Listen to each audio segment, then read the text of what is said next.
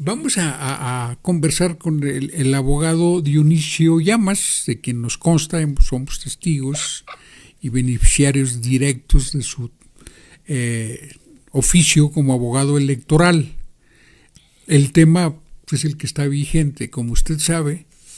Para ubicarnos, el presidente de la República le propuso al Congreso de la Unión una reforma constitucional para que los consejeros no fueran designados a través de las cámaras. ¿Por qué? Porque todo lo que pasa por las cámaras inevitablemente se partidiza y termina en fruto de componendas entre partidos. Y eso le ha quitado mucha calidad a todos los órganos que pasan por esa aduana que son las cámaras legislativas. ¿Qué propone el presidente como alternativa a eso? Que los consejeros sean resultado de votación ciudadana, que se someta a las urnas en un número de 60, 20 de los cuales serían propuestos por el Ejecutivo, otros 20 por el Legislativo, otros 20 por el Poder Judicial, y que serían los 7 más votados los que quedarían formando parte del Consejo General del Instituto Nacional Electoral. De esa manera, ese esquema de consulta, de votación ciudadana, no pasa por los partidos políticos. Los partidos no pueden tener candidatos. Pero finalmente se insistió en que se jugara con las viejas reglas. Y se les dijo a tiempo, las viejas reglas le dan a la coalición que gobierna, que apoya al presidente, le dan la mayoría en las dos cámaras. Las viejas reglas, a quien le conviene aplicarlas es justamente a los partidarios del presidente, que son los que tienen mayoría en las cámaras. Eso está sucediendo. Está sucediendo que ha habido un proceso del cual emergerán 4 nuevos consejeros. Por lo pronto, ya a través de un comité técnico, se hizo una evaluación, se recibieron ensayos, se atendió la comparecencia de los aspirantes y quedaron 5 ternas de 5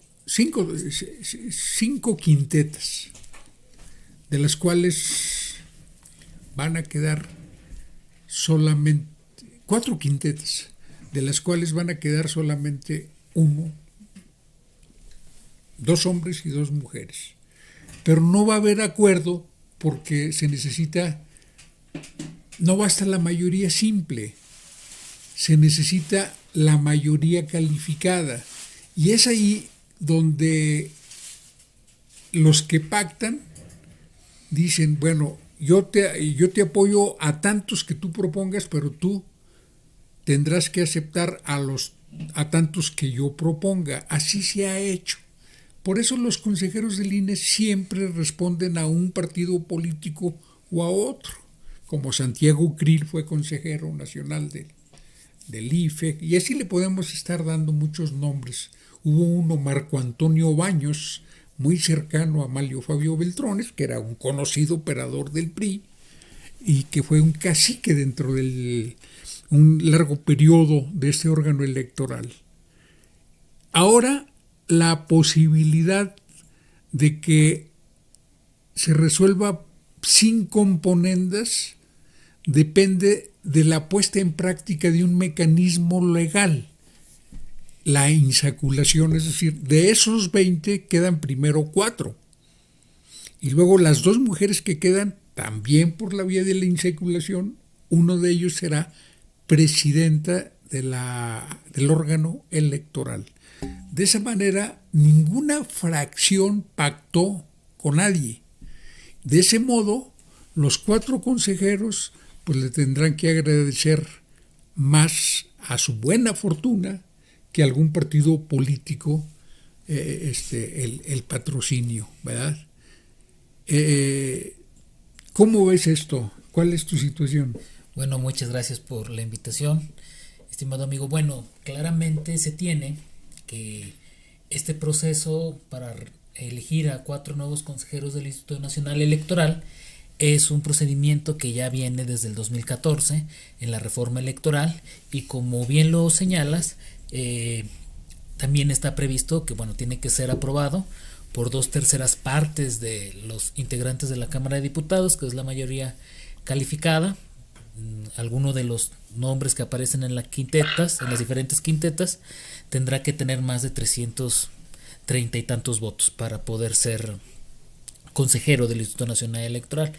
Y si no se llegara a ese escenario, tendría que primero hacer el pleno de la Cámara de Diputados, la insaculación, y si no se pudiera dar en el pleno de la Cámara de Diputados, se remitiría la lista que aprueba la Junta de Coordinación Política de la Cámara de Diputados a la Suprema Corte de Justicia de la Nación para que ahí realice la insaculación. Ese es brevemente el procedimiento. Ha habido un comité técnico que ha asistido, ha realizado todo el procedimiento para seleccionar a las y a los aspirantes mejor evaluados según su criterio. Hay gente que podemos ver desde la sociedad civil, o incluso también gente que ha estado en la estructura del órgano electoral, y de ahí se tendrá que escoger. Creo que lo que pudiera ser, como bien dices tú, lo mejor o lo más beneficioso para el Instituto Electoral es que sea una insaculación, que llegara a este procedimiento, que no hubiera las componendas de antes en las cúpulas de los partidos políticos y de los coordinadores parlamentarios de las distintas fracciones, y pues sea la suerte, ¿no?, la que elija quién de los seleccionados por este comité técnico asesor, del cual hay infinidad de perfiles que pueden ser seleccionados. Pues no hay solamente, dirían algunos, gente vinculada a Morena, no, hay gente que ha tenido una larga carrera al interior del Instituto Nacional Electoral, y será eso, son esas personas las que tienen hoy la oportunidad de integrar este Instituto Nacional Electoral. Es decir, y en el entendido de que la única objeción que se le puede hacer a personalidades es que transgredan o la ley o la convocatoria. Sí, lo único que se pudiera objetar es eso. Yo creo que desde la reforma de 2014, que fue impulsada en el Pacto por México, esa reforma al INE, antes IFE, y que dejó esta manera de elegir la insaculación, porque antes no se tenía previsto eso, la insaculación de las listas de personajes que pueden llegar a un cargo en el Consejo General del INE. Entonces tenemos que el resultado de esa reforma ha realizado, todos los que han integrado el Consejo General del INE han sido nombrados desde 2014 a la fecha por 2/3 de la Cámara. No se ha llegado a ese momento. Hoy se puede llegar a ese momento de la insaculación. Creo yo, insisto, que es algo muy sano, hay diversidad de perfiles, y hemos visto durante los últimos años que, por ejemplo, podemos tener gente que ha estado tanto en el INE o en los organismos públicos locales electorales, y pueden tener una afiliación política, ¿no? O hay gente que puede estar vinculada a algún partido político o a personalidades de un partido político, y durante el desempeño de su función pueden ser que lo hagan de manera independiente. Es decir, no siempre que alguien esté vinculado, milite incluso en un partido político, es garantía de que vaya a actuar, ¿no?, conforme a esa ideología que ellos pueden tener. Lo que se espera de ellos es que actúen conforme a la Constitución y a las leyes. Hubo alguna entrevista, si no mal recuerdo, por ahí vi algo de Berta Luján. Ella se oponía evidentemente a que el padrón esté en manos de la Secretaría de Gobernación, que ha sido mucho del ruido que se ha ido generando con el Plan B, y evidentemente porque es una función constitucional del INE, en fin y al cabo, no puede tener injerencia. Pero no está en el Plan B. No, pero eso le preguntaron a ella, que está de acuerdo, y ella decía absolutamente que no. Y hay personajes, todos los que se les preguntó, que pasaron por las entrevistas de ese comité técnico, pues llegaron a la conclusión de que no era factible, que la Constitución no lo preveía, ¿no?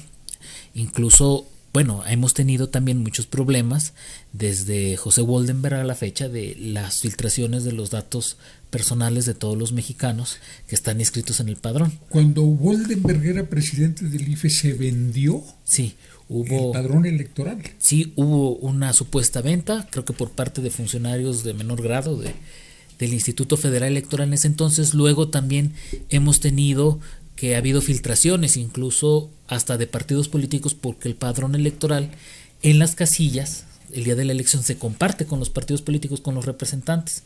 Entonces tuvimos que hubo filtraciones del padrón por parte de Movimiento Ciudadano. Si no mal recuerdo fue por ahí de 2014-2015, en alguna de esas elecciones en las que el propio INE detectó ya que se tenía. Entonces, bueno, la participación o no del Poder Ejecutivo no garantiza ni una cosa ni la otra, ¿no? Sin embargo, eso no está previsto propiamente en el plan B. Y bueno, esas preguntas que les han hecho, yo creo que son muy interesantes las entrevistas, y como lo señalé, lo que se les va a pedir es que actúen conforme a la Constitución y a las leyes, independientemente de sus parentescos o de sus creencias ideológicas. Tienen que actuar conforme lo van a jurar, ¿no? Si los que lleguen, pues que es cumplir y hacer cumplir la Constitución. La insaculación es un procedimiento en muchos países, no específicamente para lo electoral, hasta para integrar mandos de la administración. Se convoca un examen de oposición, quedan empatados 10 y se insacula a ver cuál de los 10. Sí, la insaculación es un mecanismo en México ya un poco es más extraordinario. Por ejemplo, para pertenecer al servicio profesional electoral, que es el servicio civil de carrera, en caso de empates y que no haya porque hay diversos criterios, ¿no? La gente participa, tiene un examen, hace una entrevista, y puede haber un empate en el resultado para culpar una plaza del servicio profesional. Entonces, uno de los criterios, el último, si no es antigüedad o ese tipo de cosas, es la insaculación. A ver cuál de los dos es electo, ¿no? O designado para ocupar. Entonces lo vivimos constantemente. Suele ser no muy frecuente, pero sí es una alternativa cuando no es posible determinar en cierto caso quién debe ocupar un puesto. Abogado Dionisio Encinas, Dionisio Encinas, ya te estaba haciendo. Dionisio Llamas, una pregunta. Recientemente un ministro de la Suprema Corte, en la noche del viernes, sabadazo, filtra antes de notificar de una manera muy irregular que concedió la petición, ¿verdad?, la medida cautelar de suspender toda una ley. ¿Tú cómo valoras esa decisión del...? Bueno, no es muy común la manera en que lo hizo el ministro, pero sí está en la ley y en la Constitución que se pueda suspender, ¿no? En tanto la Corte resuelve. Hay que aclarar que mucha gente pensó que ya quedaba totalmente anulada el plan B de la reforma electoral. Eso no es cierto. Tendrá que discutirlo la Corte. Necesitará 8 votos, para poder decretar que un artículo de la Constitución un artículo de la ley no es constitucional. Entonces es un paso a seguir mientras dura la discusión. Eso depende del ministro instructor, el que lleva el asunto de decretarlo o no. Él argumenta que pudieran dañarse derechos políticos. Yo no considero necesariamente que esa pueda ser la visión, pero no es lo último, como muchos lo han manifestado, o incluso ha habido preocupación, ¿no?, de que no se pueda aplicar. Solamente es una suspensión definitiva, pero dentro de lo que dura ese procedimiento en lo que conoce la Corte. Una vez que decida ya... Una suspensión definitivamente temporal. Sí. Uh-huh. Sí, es que en el amparo y en las cuestiones de este tipo, generalmente hay una suspensión provisional, de oficio, generalmente. Primera instancia. Y luego esa misma instancia dice si esa suspensión provisional en lo que dura el juicio es definitiva o si la revoca. Por eso se llama así, pero siempre genera mucha confusión, como con lo del Tren Maya, que ya estuvo suspendido definitivamente. El nombre no abona mucho a la claridad sobre la medida, ¿no? Era una suspensión definitiva del, por ejemplo, las obras del Tren Maya en lo que duraba el juicio. Una vez que se acaba. Reclamo. Sí. El pleno de la Corte tendrá que resolver sobre si la suspensión. Sí, sobre si alguien le impugnó, sobre la validez. Ya le impugnó la Consejería Jurídica de la Presidencia. Sí, lo tendrá que resolver el pleno. Lo puede impugnar también la Cámara de Diputados. Sí, lo puede impugnar la Cámara de Diputados, el propio Senado de la República lo podría no impugnar. Bueno, son los entes, ¿no? Que podrían impugnar esa decisión. Entonces tendría que conocer el pleno de la Suprema Corte sobre esa impugnación a la decisión del juez, porque eso corresponde al ministro que recibe el caso y que va a proponer una resolución, dictar esa medida. Y bueno, ¿hay 5 días hábiles o naturales? Generalmente son hábiles para a partir de la notificación, que todavía no se tiene conocimiento que se haya producido. Sí, aparte, por ejemplo, tendrían esos 5 días a partir de la notificación que recibiera el Poder Ejecutivo y el Poder Legislativo. Y no se conoce que ya haya... No ha trascendido, puede ser que ya haya sucedido y no haya trascendido. Bien. En todo caso, si ya si se dio, fue hoy. Pero, ¿tiene plazo la Suprema Corte para resolverlo conducente? Propiamente, podría decir que no. La Suprema Corte ha tenido muchos asuntos de controversias constitucionales y de acciones de inconstitucional en las que se ha dado su tiempo. Generalmente lo que sucede cuando hay leyes electorales, por ejemplo, o controversias en temas electorales, se realiza por ejemplo, suele realizar una consulta la Suprema Corte a la Sala Superior del Tribunal Electoral para conocer su opinión respecto del asunto planteado. Luego ya el ministro, dentro de los plazos que se crean convenientes, propone al Pleno, lo remite a la Presidencia de la Corte para que lo enlisten los asuntos a tratar durante una sesión de la Suprema Corte de Justicia de la Nación y pues resolverá. Yo creo que tendrá que resolverlo antes del inicio del proceso electoral. En la ley anterior eso es a partir de septiembre, tendrá que resolverlo antes de septiembre a que se produzca. Sí. Y no puede haber una maniobra para que no lo resuelva y de esa manera se cancele toda posibilidad de la reforma electoral. Pudiera pasar que lo conociera en septiembre, octubre. Habrá cosas que se podrán implementar, habrá cosas que no, pero no creo que la Corte se anime, el conjunto de los 11 ministros a, dirían jurídicamente, una chicanada, porque sería prácticamente eso. Tendrán que conocer antes de que se inicie un proceso electoral, o incluso como la nueva ley lo prevé, creo que es en noviembre, el inicio del proceso electoral, incluso aunque conociera antes, el proceso electoral en esta nueva legislación inicia en noviembre. Entonces, pero en la nueva legislación que está vigente, no, en la nueva que acaba de aprobar, sí, que se aprobó por parte de la que está impugnada ahora. O sea, si lo aprueba, entonces el año electoral empezaría en noviembre. En noviembre se recorre. De no ser así, empezaría en septiembre. Sí, empezaría antes de septiembre y ya se tendrían que realizar los preparativos para la elección del 2024.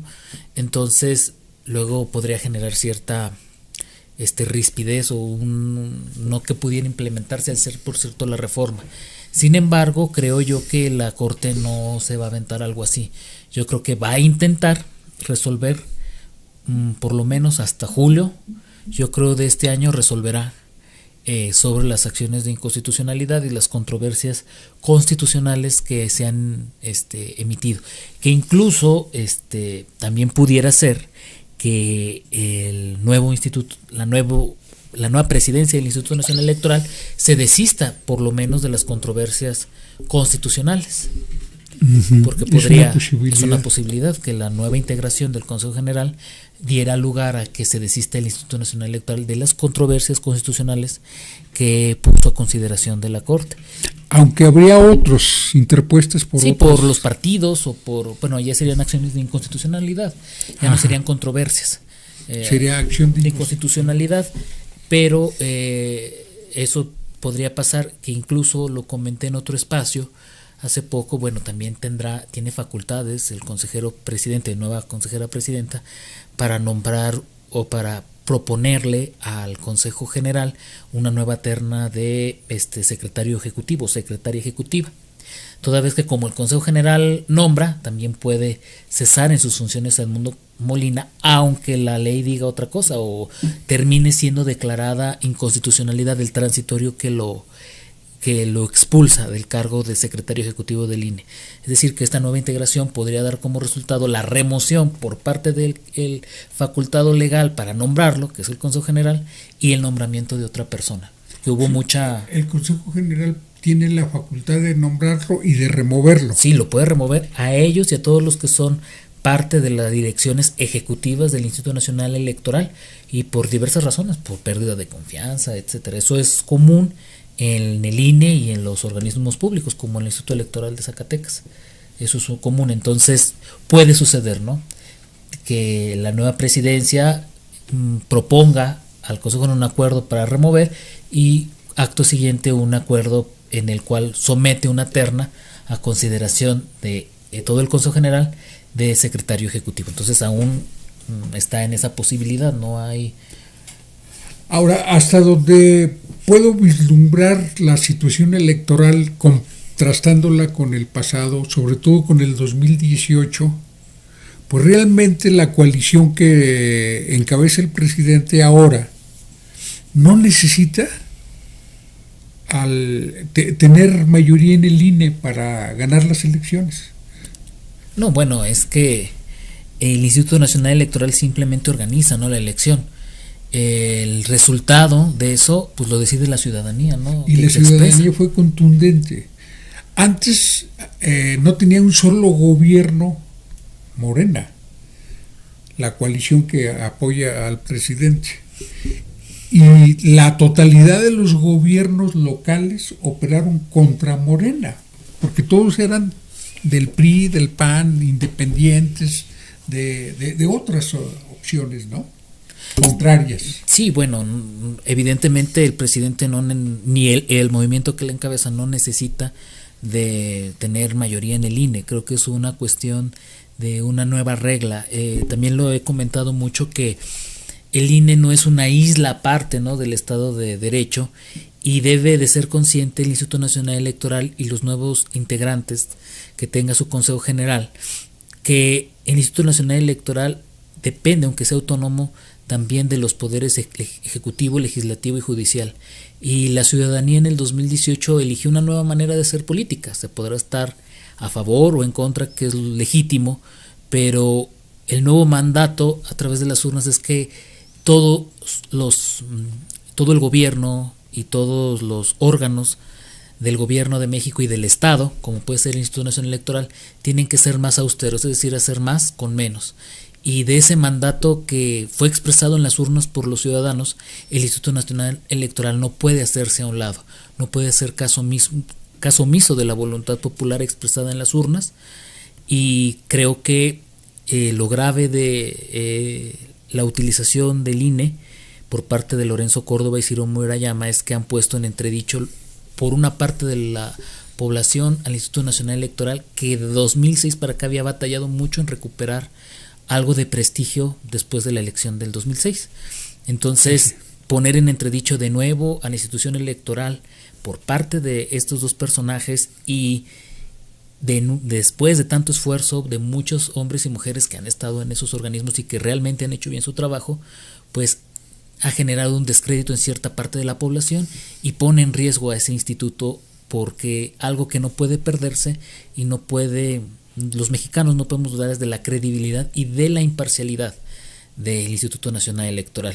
Y pareciera a veces que Lorenzo Córdoba, quien dirige, y los consejeros actúan como una facción política cuando no es su función hacer política. Su función es organizar elecciones conforme a los principios, ¿no?, de la materia, de la democracia, de manera democrática, para que así los ciudadanos puedan con confianza emitir su voto libre y secreto, como lo hicieron en 2018, y el resultado es que la ciudadanía expresó, creo yo, que todos los órganos de México deben de hacer más con menos, deben someterse a una austeridad, revisar sus cuentas, sus gastos, para hacer más con menos.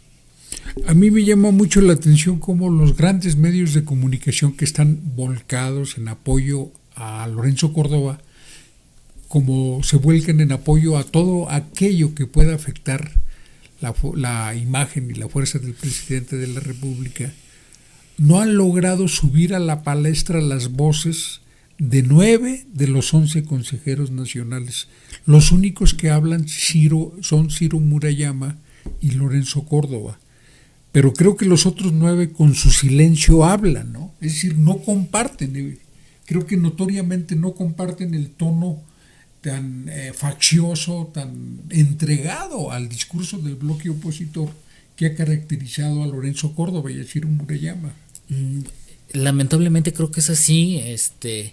Los demás integrantes del Consejo General, hablando por los consejeros, deberían de tener una actitud dentro del ejercicio de su función más independiente. No son sometidos a la voluntad del consejero presidente.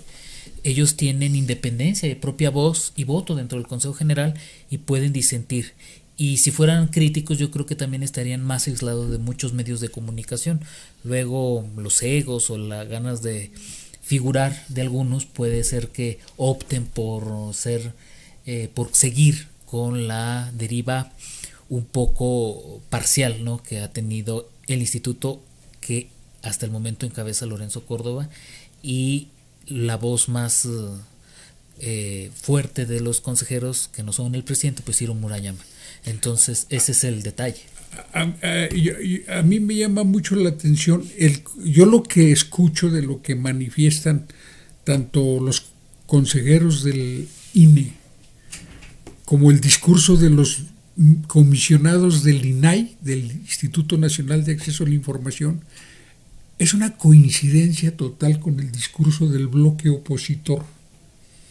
En el caso del INAI, pues bueno, simple y sencillamente es muy notorio que ellos son fruto de esa época, ¿verdad? Y tienen identidad ideológica con el PRIAN. Pero es muy grave que el árbitro asume el discurso de una de las partes. ¿Tú lo percibes así? Sí, creo que, insisto, el discurso de Lorenzo Córdoba y de Ciro Murayama sí tienen como consecuencia que una parte de la población sienta un rechazo ante el Instituto Nacional Electoral, que desde 2006, cuando era el IFE, de una elección tan controvertida en la que se acusó fraude electoral por un pequeño margen. Entonces, después de todo ese drama que pasó el Instituto Federal Electoral, haya recomponido de cierta manera, gracias la mayor parte a gente muy profesional, no a Lorenzo como él quiere hacerlo ver, ni a Ciro Murayama, ¿no?, sino es el trabajo operativo que realizan cientos de mexicanas y mexicanos. Entonces, de esa manera, apenas han logrado recuperar o habían recuperar algo de ese prestigio, y ahora tenemos que pues lo han dilapidado, ¿no?, y han vuelto a que un gran sector de la población desconfía otra vez del Instituto Nacional Electoral, y no sé si con la finalidad de tener elecciones cuestionadas o no. Yo creo que no es así. Tampoco la reforma del presidente pone en gran riesgo la elección. Habrá que adaptarse a las nuevas reglas y tendrán que hacerlo. Evidentemente, después de lo que defina la Suprema Corte, quien tendrá la última palabra en esto. Pues muchísimas gracias, Dionisio Llamas. Creo que nos has dejado muy clara la película. Finalmente se trata de un debate democrático, hay un juego de instancias, está todo transitando por la vía del Estado de Derecho. Es decir, el presidente, como ha sido desde el primer día, tiene desacuerdos con otro poder, pero no desacata las resoluciones del poder, las obedece. Él ha manifestado desacuerdos con muchas posturas de la Suprema Corte cuando estaba Arturo Saldívar, ahora que está Norma Piña, y esté quien esté. Bueno, hay divisiones diferentes, legítimas, ¿verdad? Pero no hemos tenido un presidente que desacate una resolución del otro poder, ¿verdad? Y creo que eso está contribuyendo mucho a la transición al verdadero Estado de Derecho, sin hipocresía, sin simulación, porque no se ven las cosas desde de la misma manera, desde la distinta óptica. ¿Ves tensiones graves con este debate o crees que hay una salida? No, yo creo que con la nueva integración del Instituto Nacional Electoral, resulte lo que resulte, habrá una nueva etapa que va a esta presión, podríamos decirlo, social, o este encono que se podía generar. Yo creo que se va a disminuir, porque es el resultado de el uso faccioso del Instituto Nacional Electoral por parte de dos personajes nada más, no de la mayoría ni de los que integran el órgano. Pues hay gente, yo conozco gente dentro del órgano que está en desacuerdo, ¿no? Obviamente sí, en silencio, lo han platicado, pero está en desacuerdo con el uso, ¿no?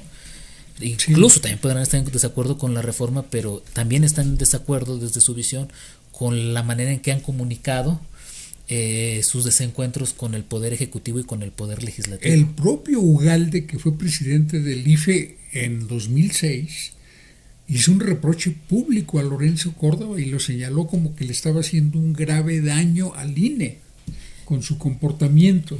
Sí, es que con su comportamiento le ha hecho un daño al Instituto Nacional Electoral que ojalá sea reparable, y que los nuevos que integren, y sobre todo quien va a tener la cabeza, la nueva consejera presidenta que resulte de este proceso, pues ojalá reconduzcan hacia, obviamente nadie pide, ¿no?, la sumisión hacia algún poder o partido, sino hacia la independencia del órgano electoral, que nos garantice que no se le dará ningún uso ni a favor de la oposición ni del gobierno, simplemente que se dedicará, como lo ha hecho mucho tiempo, a organizar elecciones, a que independientemente de la reforma o del plan B, que cambia algunas cosas, pues el voto seguirá valiendo lo mismo, será libre, secreto, y no habrá mayor afectación. Yo espero que con esta nueva integración baje la tensión, baje los ánimos y se pueda hablar con claridad y se llegue este nuevo Instituto Nacional Electoral al entendimiento, y yo espero que así sea,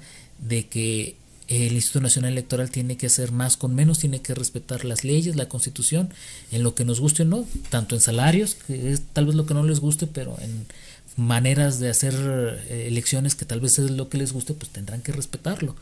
Tendremos que ser conscientes de ello, y espero que ayude a explicarle a la gente realmente cuál es la función del INE, lo que hacen, y que se vea, ¿no?, un nuevo discurso que no conlleve al encono ni al enfrentamiento del Instituto Nacional Electoral con los poderes constituidos.